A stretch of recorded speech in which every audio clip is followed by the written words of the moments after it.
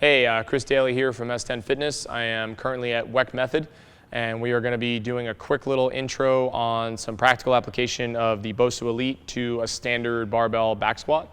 So David brought me in here to kind of get some feedback with people on what's an easy way to prime and prepare for one of the most traditional movements in all of weightlifting. So everybody's, oh, I want a better squat, I want bigger legs, stronger legs, this, that, and the other thing.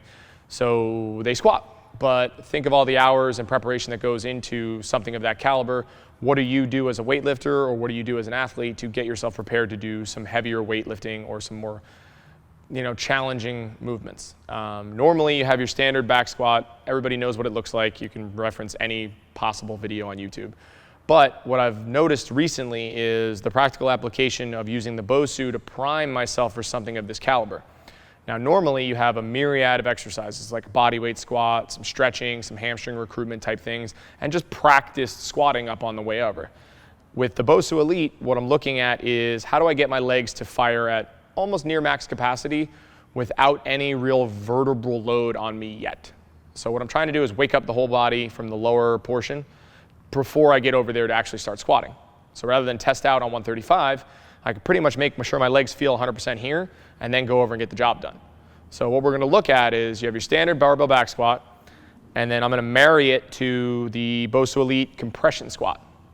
So I'm not going to squat traditionally as narrow as we would stand on the Bosu Elite, but this is designed to develop the recruitment and the relationship between my leg muscles so that I can squat more effectively over there.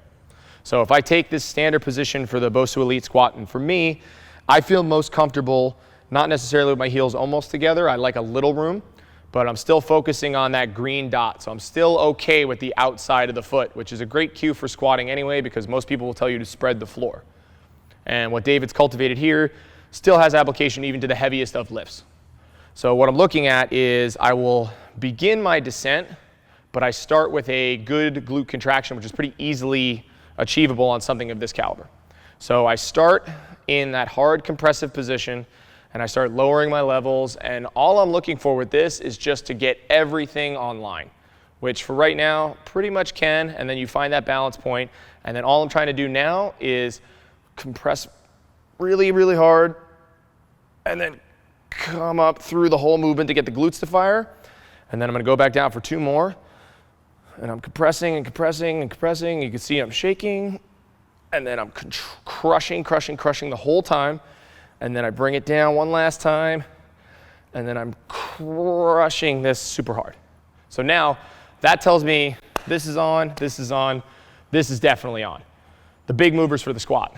So I would go over and I'd set up for my traditional back squat position,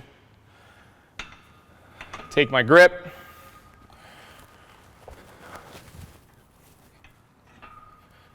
and then now I feel pretty balanced between the feet already. And then what I would want would just be to maintain that relationship and go from there. And then just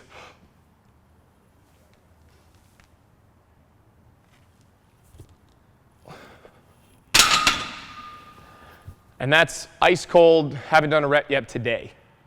So to me, it's a pretty easy way to get everything firing early so that you don't miss any reps on the way up, waste any strength, and start getting what's really going on early and have a faster linear progression up to your real working weights.